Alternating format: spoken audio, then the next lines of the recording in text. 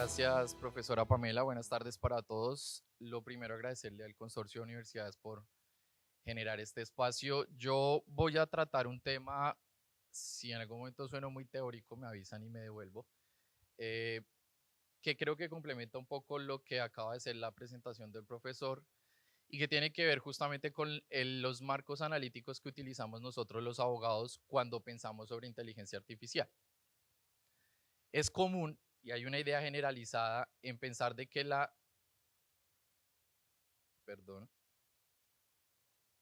al revés, casi nada.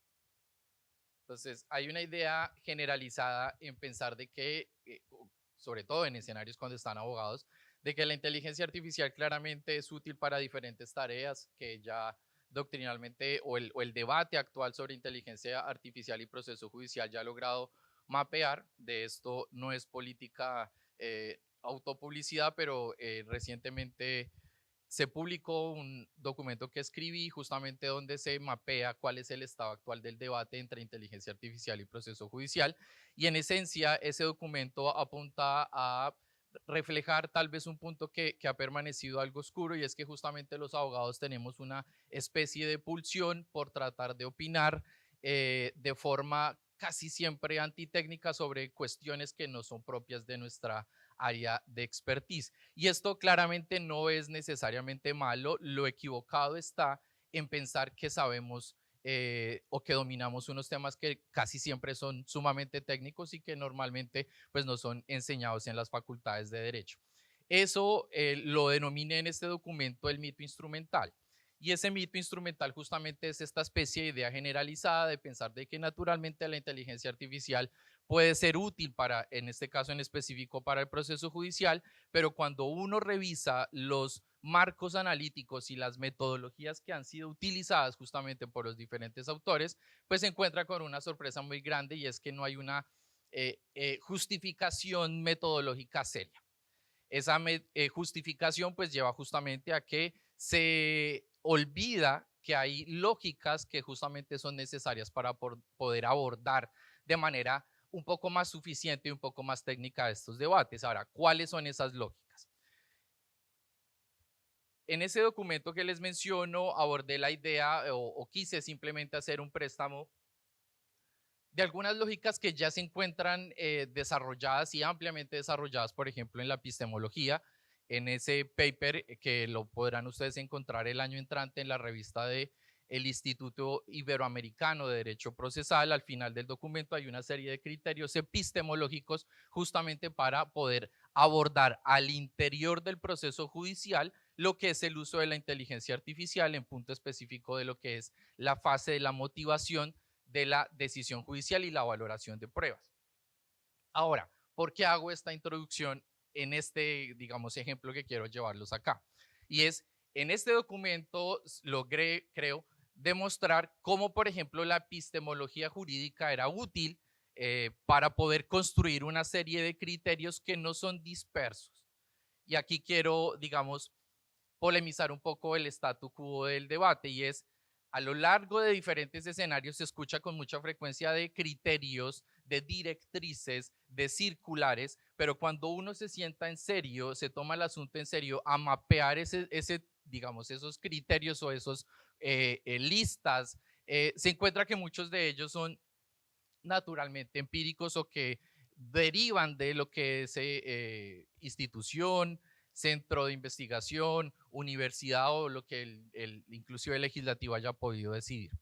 Lo que lleva justamente no solo a que hacemos los abogados uso de marcos analíticos, o mejor, los descuidamos o los utilizamos de forma equivocada, sino que por el otro lado también entonces existe actualmente un escenario disperso sobre cuáles son entonces al final del día los criterios que deberíamos utilizar para poder utilizar de manera responsable la IA al interior del proceso judicial.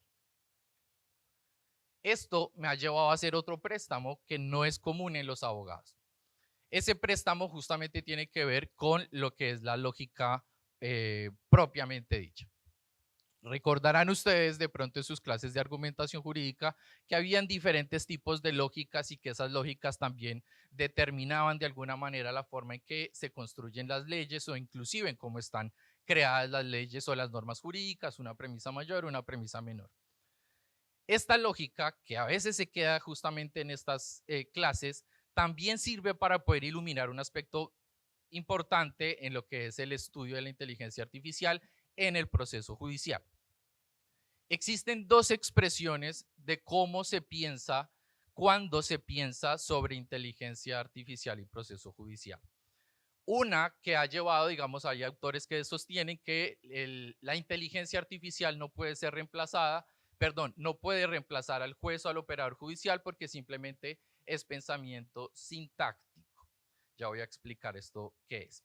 Y otros que piensan que efectivamente hay fases o que dado que es pensamiento sintáctico y que solo el ser humano es capaz de poder procesar pensamiento sintético, entonces claramente no deberíamos de entonces de no permitir que haya eso que han denominado algunos sustitución de la IA por el ser humano. Ahora, ¿qué es el pensamiento sintético y qué es el pensamiento sintáctico? Bueno, gracias. Entonces, voy a permitirme leer, esto es una definición propia un poco más simple y que no suene tan enredado. Cuando hablamos de lo sintáctico, estamos haciendo alusión a una expresión del pensamiento humano que organiza elementos según reglas formales y estructurales sin atender a su significado. Piensa en las formas, en las estructuras y el cumplimiento de requisitos. Lo sintético, no en contraposición, de forma complementaria, es otra expresión del pensamiento humano que integra elementos formales, lo que acabo de mencionar, con el contexto, con juicios, con valores y con formas de interpretación. Piensa en el sentido, la significación y la justificación. Ya podrán ustedes entender porque algunos dicen que la IA es puramente pensamiento sintáctico y que no es capaz de procesar pensamiento sintético. Entendí esa diferencia, entonces nos queda una pregunta y es si es posible entender estas dos dimensiones del pensamiento humano al interior del proceso judicial. Naturalmente, resolver esta pregunta es vital de cara a la continuación de la discusión porque entonces podríamos saber si aceptamos efectivamente que la IA es solamente pensamiento sintáctico y que el proceso judicial en las diferentes etapas es pensamiento sintético, pues naturalmente había una contraposición de estas dos expresiones del pensamiento y se acabaría prácticamente el debate. La tesis que yo sostengo para efectos de lo que va a ser la publicación del libro, las memorias de este congreso, es que en el proceso judicial existen ambas lógicas y que los jueces fluyen en sus diferentes momentos en ambas de ellas. Por lo cual, lo que corresponde entonces es identificar en qué momentos estamos de cara a una fase sintética, por lo cual el juez no podrá ser sustituido, y en qué momentos estamos de cara a una fase sintáctica, por lo cual sí podría ser eventualmente delegada esa tarea a la inteligencia artificial. Estuve tratando de pensar en un ejemplo que fuera común a los países del Cono Sur en particular, y piensen ustedes en el siguiente ejemplo: la fase de presentación, radicación y admisión de una demanda. Bueno, no alcanzo a hacer el ejercicio por cuestiones de tiempo, pero naturalmente, si ustedes me han seguido en lo que les estoy insinuando un poco, es que en esta fase dependerá mucho del diseño procedimental que cada país haya establecido para poder entender, por ejemplo, si esta es una fase que pudiera ser puramente sintética o puramente sintáctica. Me explico. Si aceptamos que es puramente sintáctica, es decir, que simplemente la tarea que hace el juez en ese momento es entrar a revisar requisitos de forma, jurisdicción, competencia, partes, litis, consorcios, enunciamientos sobre las pruebas y las diferencias que hayan entre los diferentes procedimientos de cada país, pues podríamos aceptar entonces que esa fase sí se le podría delegar a la inteligencia artificial.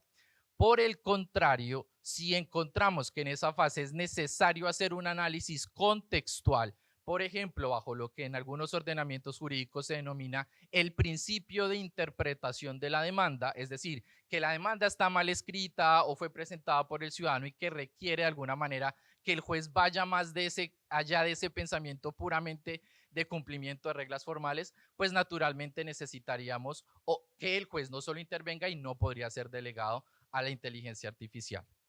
Esto es simplemente el argumento central que he pretendido desarrollar en lo que va a ser el documento escrito. Al final de esa ponencia también hay una especie de aventura académica en la cual pues pretendo mapear una serie de criterios que sirvan para que pensemos el proceso judicial justamente en esta clave del pensamiento sintético y del pensamiento sintáctico, y de esa manera poder procesar mejor la discusión y el debate que sigue y seguirá por muchos años sobre inteligencia artificial y proceso judicial. Gracias.